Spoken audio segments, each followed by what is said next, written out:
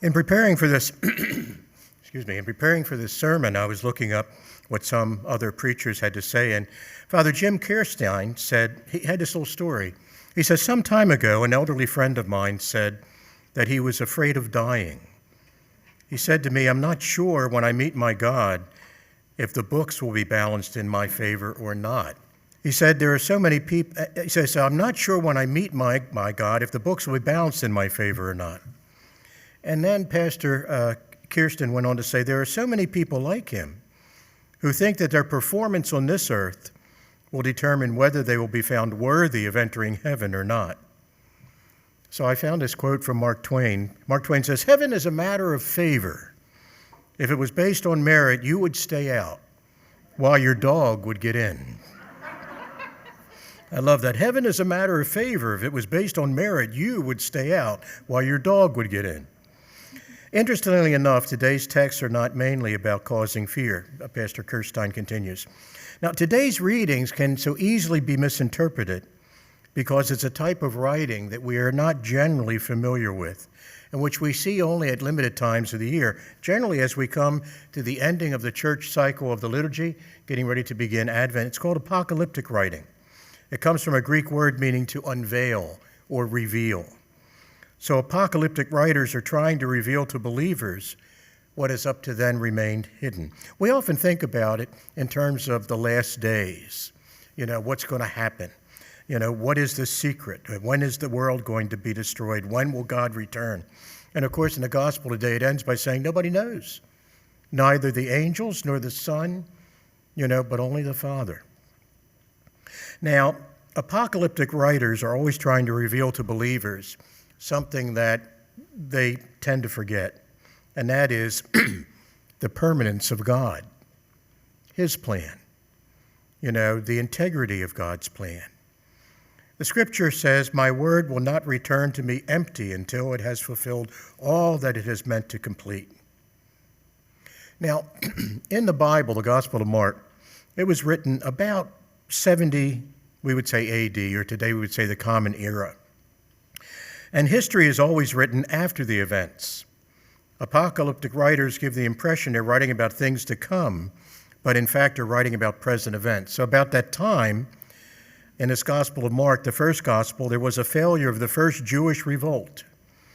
And the siege of Jerusalem in the year 70 AD was the decisive event of the first Jewish-Roman War, in which the Roman army captured the city of Jerusalem and destroyed both the city and its great temple. So when we have this Gospel of Mark, where it's talking about apocalyptic, climactic, terrible, frightening events, in the memory of the hearers of this gospel, that would have happened. It would have been unthinkable for the Jews of Jesus' time. And in fact, the present chapter of Mark opens with the disciples amazed and obviously very impressed by the size and magnificence of the temple building. Remember that? The disciples are marveling about it, how wonderful it is. And Jesus says, there will come a time and not be a stone left upon a stone. They said, when will this happen? And so there's the idea, the reminder of that which is hidden. We just think that life is just going to keep going on and going on and going on. The pandemic has certainly reminded us that life is not under our control. The sudden experience of losing your dad is a reminder that life is not under our control, as much as we would like for the well-being and safety of all those we love. And so what happens is, Jesus in Mark's gospel tells the disciples and also tells us that this seemingly indestructible monument to the presence of God in their lives, the second temple, which took over 50 years to build, that would be destroyed. And that would have been inconceivable for people to have imagined, and yet it happened. Remember also Jesus said, destroy this temple, and in 3 days I will raise it up. And they thought he was talking about the temple of Jerusalem. I said it took more than 50 years for this temple to be built, and you're going to raise it in 3 days. But he was talking about the temple of himself. So what does this mean for us? This reminder at the near end of the church calendar year, because it starts with Advent and it ends with the next Sunday, which is the Feast of Christ the King. So you have two great celebrations. One that ends the year, one is the acknowledgement that the Lord is Lord of all, Christ the King of the universe, and then you have the preparations for the reminder of the incarnation when the Word became flesh and dwelt among us. So you have framing our liturgical year, our prayers, all our feasts, the promise that Jesus comes once into our life in the incarnation to live forever, to be the one perfect sacrifice to take away our sins, and then the acknowledgement that as Lord of all, he will come again in glory. Those are the bookends of our liturgical year and also of our lives. Now, Father Cajetan, there's another, it was a very important gospel, so I looked up two priests, see what they would say. He says, this gospel presents us with the facts of the end times. And here's something he says that is very important, but which I don't think about much at all. This world is not our permanent home. We are pilgrims on our journey toward everlasting life. While the reality of our death and the end of the world is an obvious fact, no one knows when it'll come. And in fact, we live our lives, fortunately, not dwelling on death, but on being engaged in life. In Advent, we will hear the warning, which says, don't let the busyness of life and the things of life distract you from what it all means, what it's all about, that God is coming. And we know not the day or the hour, and so we should always be prepared. I once saw a bumper sticker on somebody's car, and it said, God is coming, look busy.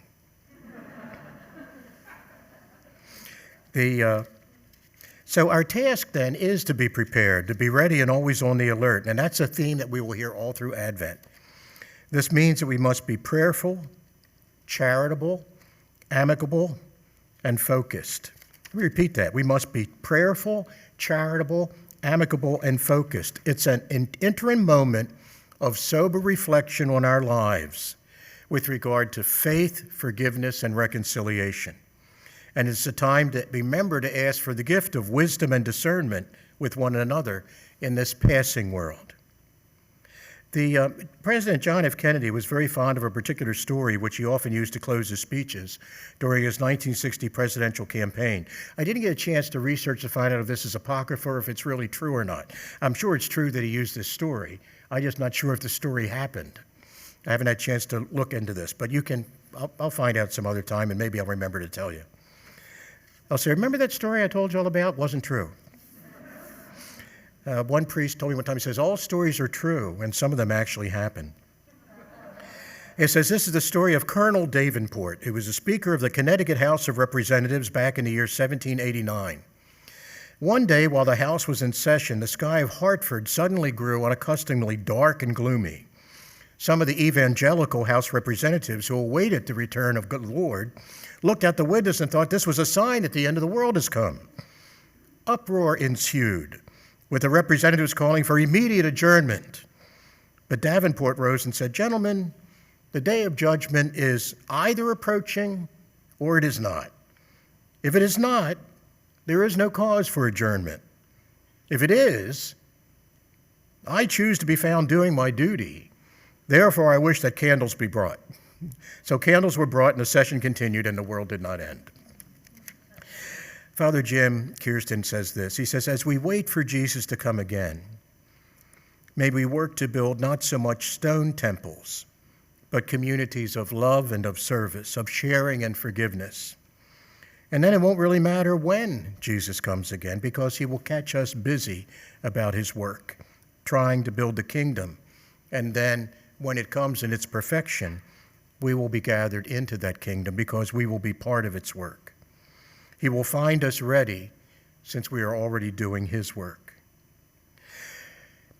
I find as I get older and as I experience the unusual events of peers dying before me. I just celebrated a funeral. Celebrate is not really the right word, but give thanks to God for the wonderful man's life good friend, fabulous human being. Every time we got together, we laughed, and he seemed to put the world back together. He always had a wonderful attitude, great sense of humor. He was just 59. He had been living with cancer for a number of years, and finally, it took him. The church was filled with people, partly because he was young, but also because he was such a sterling friend. That experience has reminded me, as I am 11 years older than he was when he passed, I'm certainly closer to the end than I am to my beginning. And so that first phrase from the priest who said he had an elderly friend who was saying to him, I'm not so sure, when the time comes, if the balance in the book of life is going to be in my favor or not.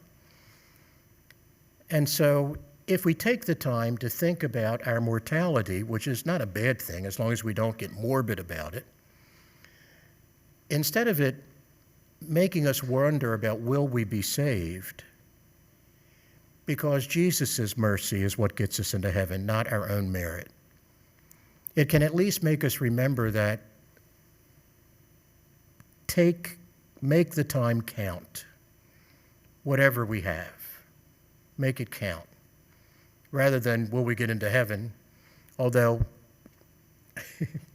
I must admit, as I get older and I get wiser, the things I took for granted, I no longer take for granted. And the things that I thought was so wonderful about myself in my younger days, I now look back on with regret. I hope you also have similar experiences. It's kind of frightening, but in a way, it's very helpful. That there are things that I wished I had said and never said, things I did that I wished I'd never done. Well, I don't need to get into that. But as we are contemplating the end of the world, we also should be mindful of our own individual ends that will surely come. One day, a priest was talking to a little class of children around the altar when they had a children's mass, and he was saying, what does it take to go to heaven? What does it take to get into heaven?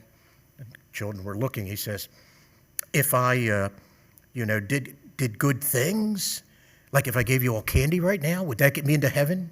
And they went, no. Although they were distracted then at that point, we just kept thinking that, hoping he would give them candy.